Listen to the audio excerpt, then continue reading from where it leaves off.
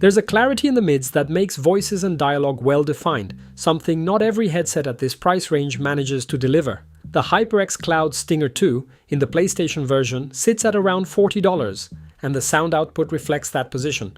The low frequencies are present without dominating, the mids carry well, and the highs are consistent without drawing too much attention. The overall output is functional and balanced for the price. The 60mm headband adjustment resolves most fit issues, but the foam doesn't quite deliver.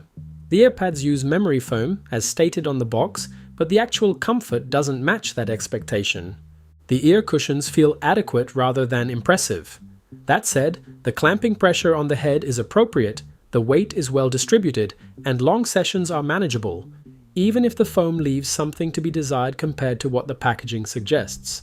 The flexible flip-to-mute microphone suggests practicality, and the captation tells a different story.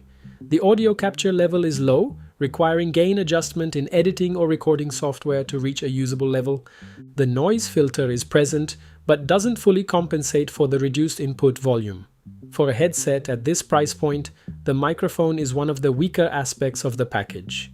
With that connection stability and audio output considered, it comes down to whether the value makes sense. The PlayStation version comes with a 3.5mm cable, which connects directly to the controller or console. The PC version includes an adapter for standard desktop use.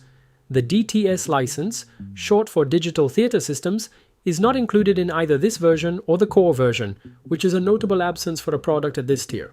$40 buys a great-looking headset, but also buys better headsets if you know where to look. Competitors like the AOC GH offer superior performance across comfort, audio output, and microphone capture, and can be found for around $20 in promotional pricing. The JBL Quantum 100 at around $30 also competes directly and delivers stronger audio and microphone performance, though this HyperX offers slightly better comfort.